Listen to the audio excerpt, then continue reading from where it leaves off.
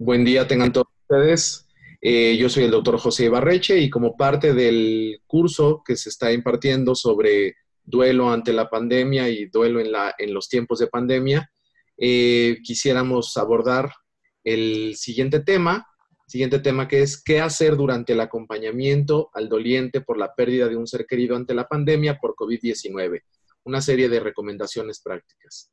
Y para lo mismo, pues tenemos el agrado de contar con la participación de la psicóloga Mariana Rodríguez. Ella es tanatóloga, especialista en atención en duelo en adolescentes y adultos. Entonces, pues muchísimas gracias por acompañarnos, Mariana, y te cedo la palabra. Bueno, pues muchas gracias, José, por la presentación. Y bueno, solamente agregar que mi trabajo principalmente es en el Departamento de Psiquiatría y Salud Mental. Y bueno, espero que estas recomendaciones que les haga les permita tener un mejor acompañamiento pues, con estas personas.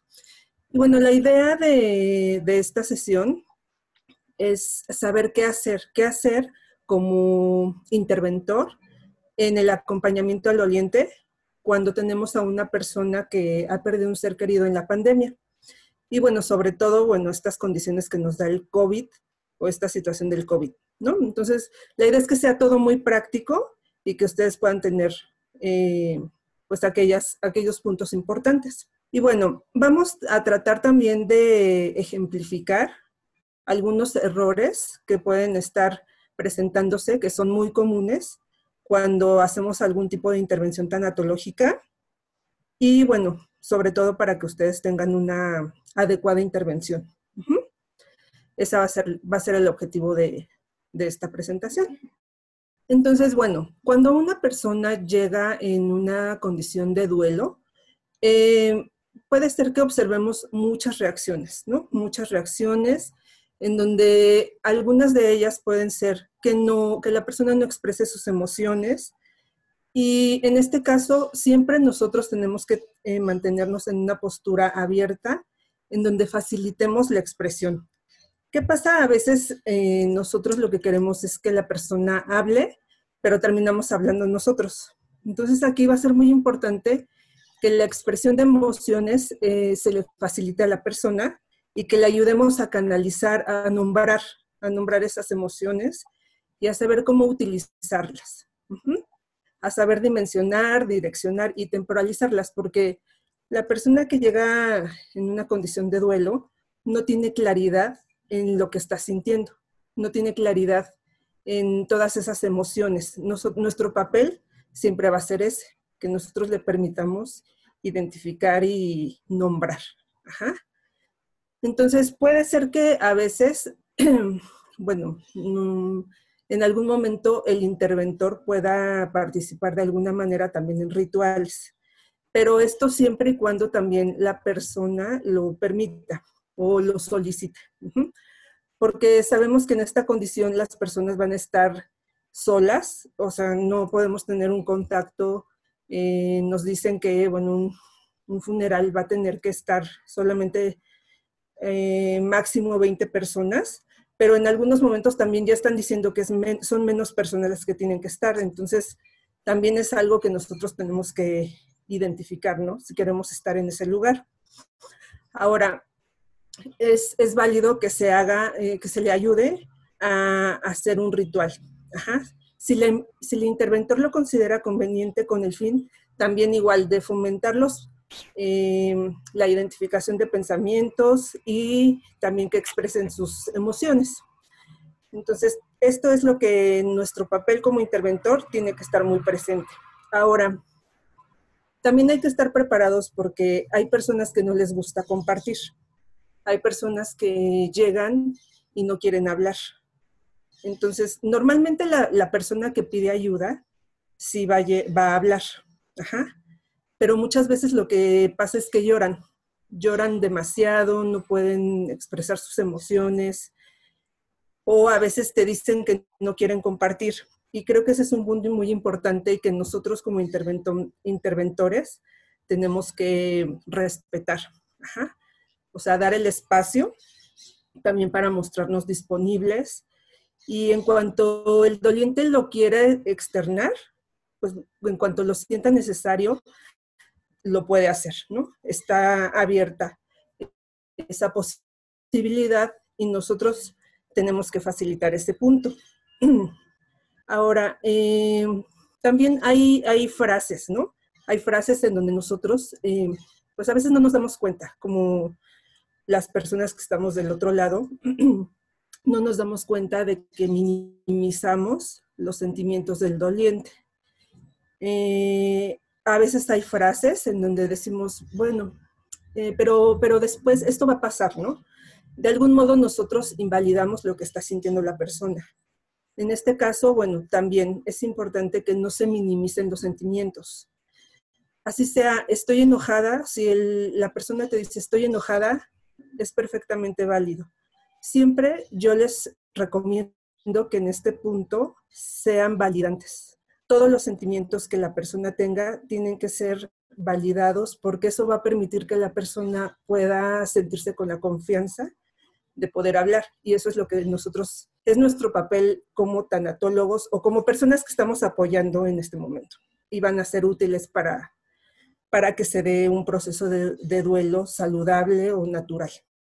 Ahora, bueno, hay muchas cosas que de pronto, pues estamos en una condición en donde estamos atendiendo a una persona en duelo y hay cosas que no se tienen que decir. Porque de pronto nosotros podemos decirle a la persona, oiga, pues ya no esté triste, mire, esto va a pasar, esto lo va a superar. ¿Y qué pasa entonces con lo que les acabo de comentar? Cuando tú le dices a una persona, no estés triste, estás invalidando la emoción y eso no favorece el proceso de duelo. Cuando una persona se complica más adelante, o sea, en este momento ustedes van a encontrar que lo importante es facilitar la expresión de emociones. Pero esto en algún punto, en algún futuro, puede complicarse cuando la persona no reconoce sus emociones. Y lo que nosotros queremos es que esa persona no se complique, no complique su duelo. Ajá. Entonces, si en este momento quiere llorar, es válido. Si te dice, me siento triste, es válido. Entonces, lo menos que tienes que decir es, no estés triste. Ajá. Ahora, puede ser que haya personas que te digan, estoy enojada. Y entonces con la finalidad a lo mejor nosotros, pues de calmar, de tratar de tranquilizar a la persona, le decimos, oye, pero no te enojes, mira, ve las cosas de esta manera, también estamos invalidando el enojo. Entonces, recuerden que el papel principal de nosotros es fomentar la expresión, independientemente de la emoción que sea. Ahora también, eso es porque nosotros como personas que están del otro lado también tenemos que contener esas emociones. O sea, estamos recibiendo experiencias del doliente y entonces queremos tranquilizarlo. No es necesario que tú tranquilices a la persona. Si quiere llorar, si quiere expresar, no le vas a decir, mire, resígnese, esto es una situación que tiene que encontrar la resignación. A veces cuando buscamos decirle resígnese, también lo llevamos un poco, a lo mejor, si la persona es creyente, pues le decimos, ¿no? Así lo quiso Dios.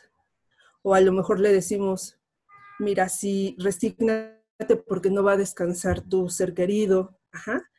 No es por exagerar, pero hay veces que sí hay interventores, hay personas que pues, son creyentes y se mezclan ahí las creencias que pueda tener también pues la persona que está atendiendo y eso pues no es válido. Tienes que respetar esa parte del doliente. Entonces, resignación, pues no. Oye, ánimo, ten ánimo. Mira, es importante que estés animada porque pues si no estás animada, entonces, ¿qué va a pasar con tu vida? ¿Qué va a pasar con tus hijos? Y yo creo que pues una persona que acaba de perder a un ser querido, pues no va a estar animada, va a estar triste, va a estar pensando en que su ser querido no está.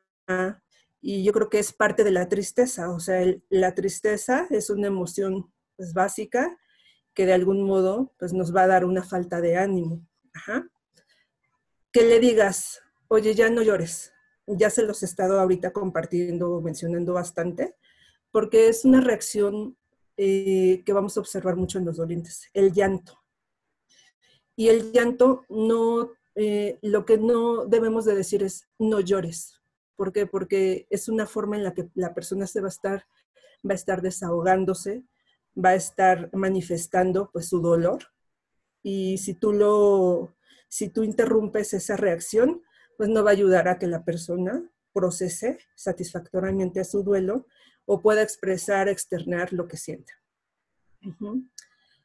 Ahora también, a veces le puedes decir, como les comentaba, esto va a pasar pronto. No sabemos. Creo que parte del dolor, pues a veces hay personas que pueden estar con su dolor mucho tiempo. Eso no es el problema. El problema van a ser otras situaciones más que tienen que ver más con cómo se comporta en su vida, no tiene que ver con cómo se sienta. Ajá. Entonces, si tú le dices, esto va a pasar pronto, pues no, le estás diciendo algo que también tiene que ver con la invalidación, ¿no? No sabemos cuánto va a pasar, no sabemos cuánto cuánto va a tardar el doliente en, pues en adaptarse nuevamente a su vida sin su ser querido. Entonces no podemos estarle comentando este tipo de respuestas. Con estas palabras de, por ejemplo, tienes que estar bien por tus hijos, tienes que estar bien por tus hermanos, piensa en tu papá, piensa en tu mamá. A veces eso también hace que las personas se autoexijan en tratar de mostrar una imagen de seguridad, de que no pasa nada. Y yo me he encontrado que muchas de las personas que ya en un futuro tienen un duelo complicado, este es un punto muy importante porque no expresan, no dicen las cosas porque están tratando de que su familia esté bien, tratando de que su mamá no sufra.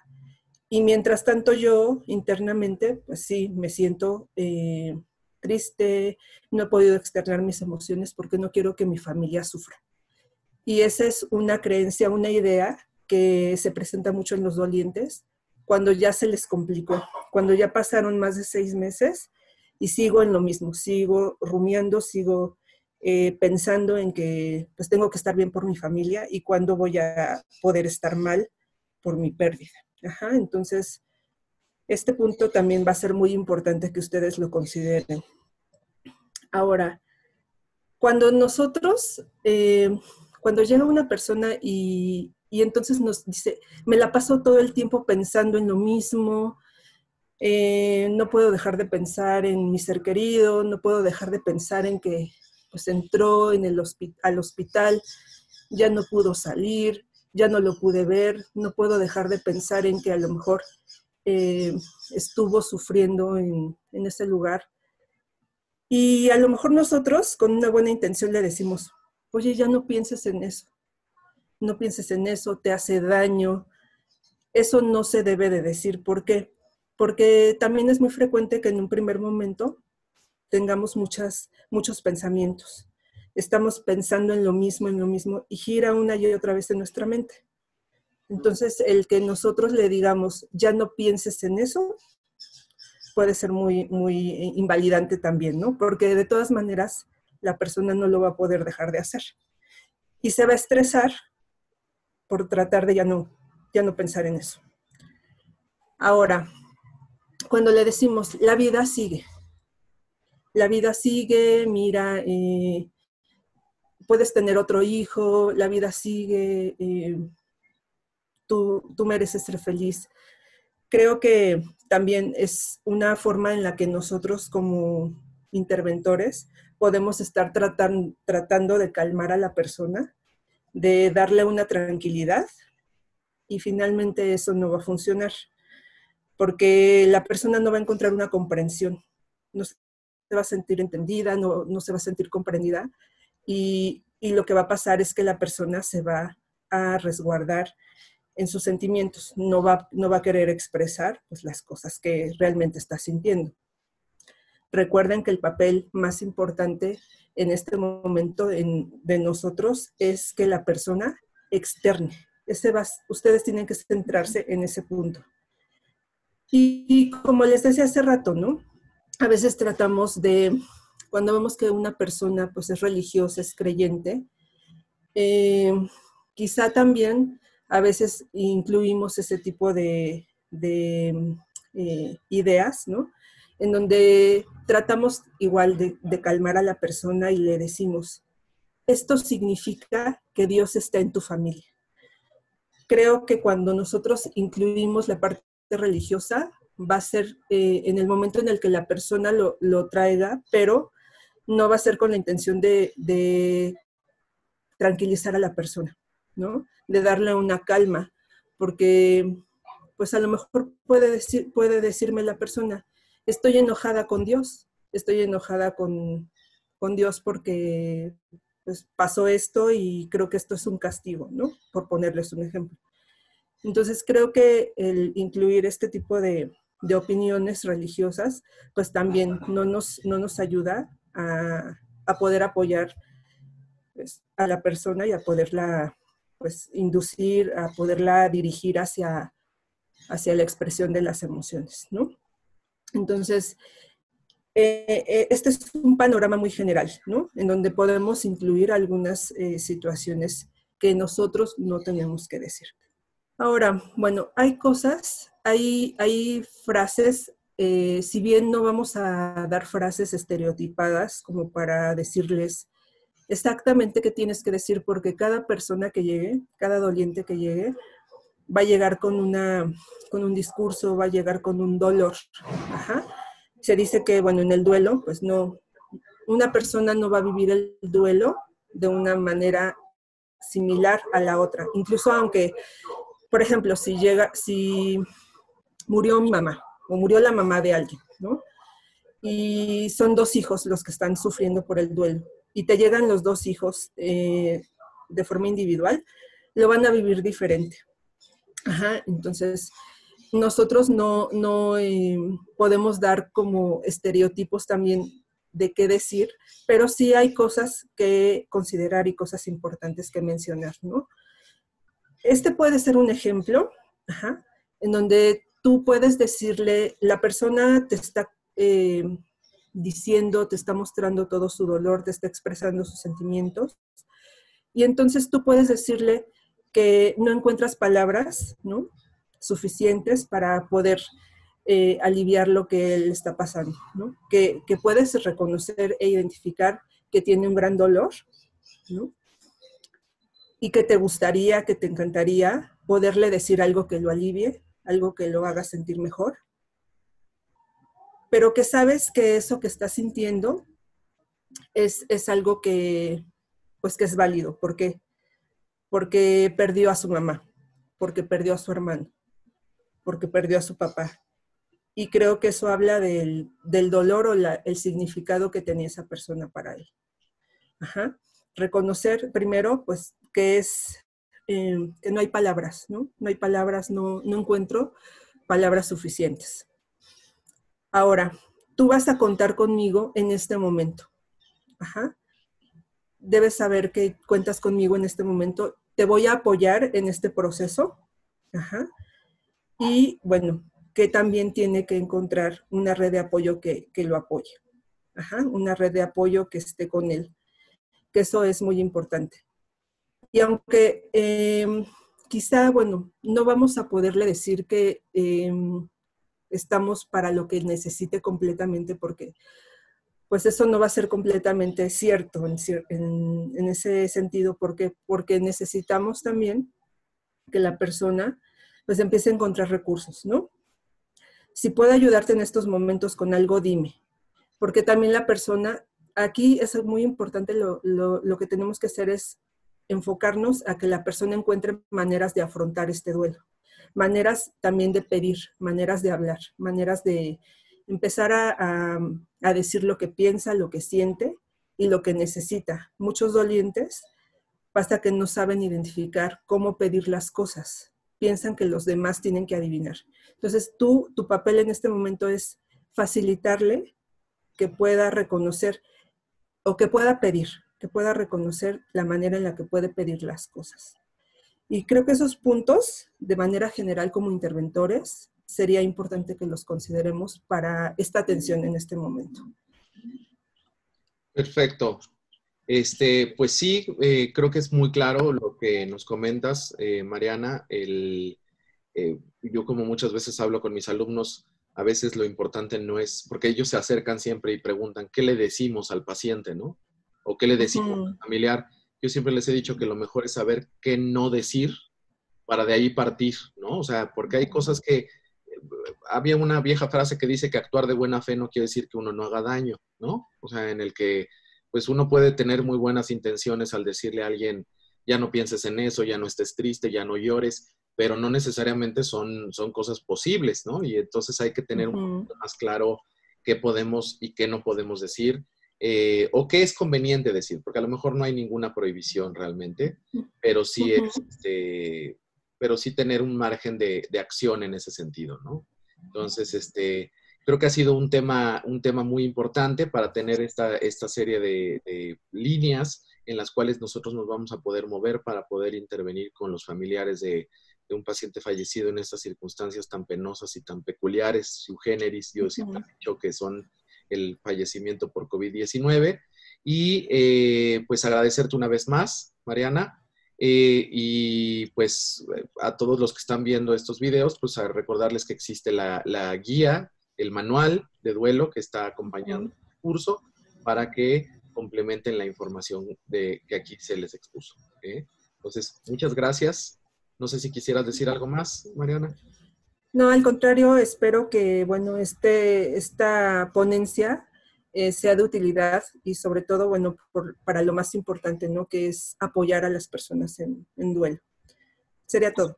Perfecto. Muchísimas gracias. No, ¿de qué? Hasta luego.